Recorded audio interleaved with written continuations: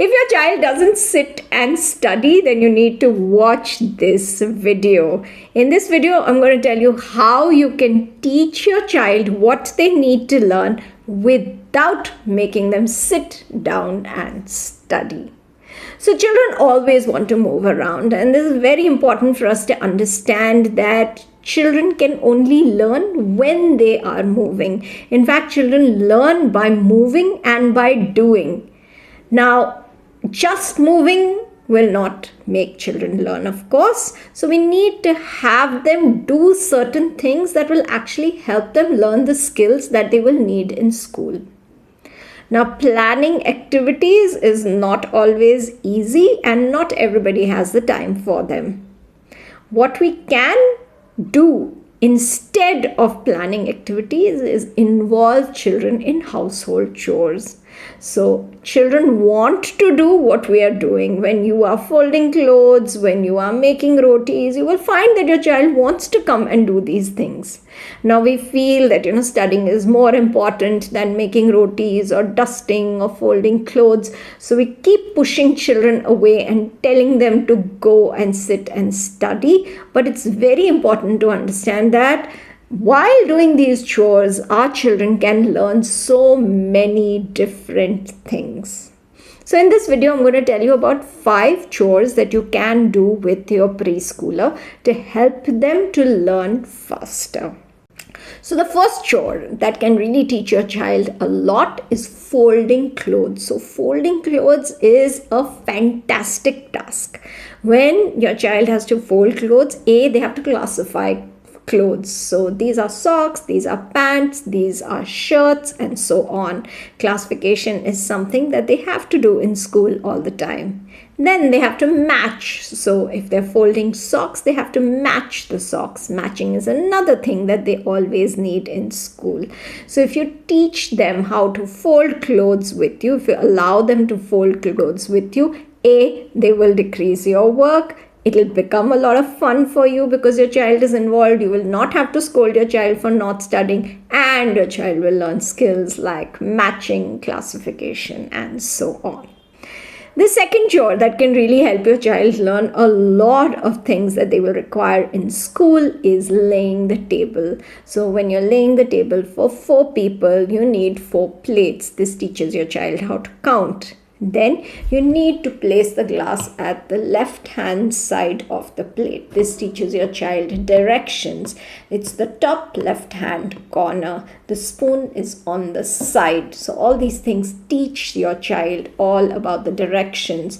So counting, of course, helps in math. Directions help in learning things like telling the time when they need to look at the clock and tell the time. So they need to know the directions. So this is really, really important and can be easily learned because the table has to be laid all the time, and your child can do this chore and learn these things. The third chore that can really teach your child a lot is making rotis from dough with you in the kitchen. So when your child makes rotis from dough, they build their hand-to-eye coordination and their fine motor skills. They also build strength in their hands. So most children don't want to write, and the reason is their hands get tired when they're writing because they don't have hand strength. But when they do things like making rotis or even wringing clothes and drying them out, it helps them to build strength in their hands, and then their hands don't get tired while writing and they don't mind writing. So this is another important chore that you can help your child to do with you. The fourth chore that can really teach your child a lot is classifying vegetables into bags. So when you come back and when you order vegetables or you bring them from the market, they're all mixed up. And if you give your child 3-4 bags and you tell them to put all the bhindi in one, the potatoes in one, the onions in one, you will find that your child has learned about shapes, about sizes, about colors, about differences and similarities and so on. All things which they will actually need in school. The fifth chore that you can tell your child to do, which is a very interesting chore, is to tell your child to pack a bag every time you need to go out. So when your child needs to go out, give them a bag and tell them, pack your own bag. This is a very interesting activity for your child. So you can tell them, think Will it rain today? Let's look at the clouds. If it's looking like it's going to rain, let's put your raincoat in. Oh, it's going to be, yesterday we got really thirsty in the park. Let's carry a water bottle. Let's carry a cap as well. What if it gets really, really sunny? And so on. Let's carry a snack. By doing this, we're helping children to organize themselves and to plan in advance. We're also helping them to build their memory, where they recall what happened in the past, and connect it to what may happen in the future and plan for it. After a while, when your child has done this a few times, they will automatically remember what the 5 things that they need to put into their bag when they're going out. And this will help them to build their memory. All these things will, of course, help them tremendously when they're taking exams, when they're writing in school, when they're doing anything in school.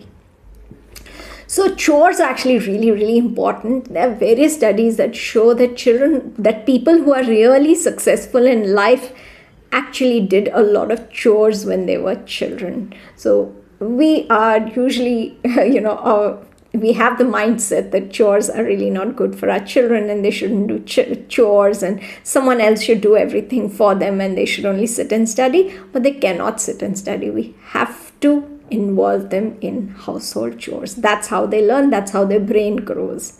So this is actually parenting with neuroscience, using neuroscience to help children learn without it being a problem for us. So parenting with neuroscience actually makes parenting easy, enjoyable, and effective. I'm Dr. Debmita Dutta. I talk about parenting with neuroscience. Subscribe to my channel and click the bell icon when you subscribe so that you're notified every time I post a video. I will see you in my next video.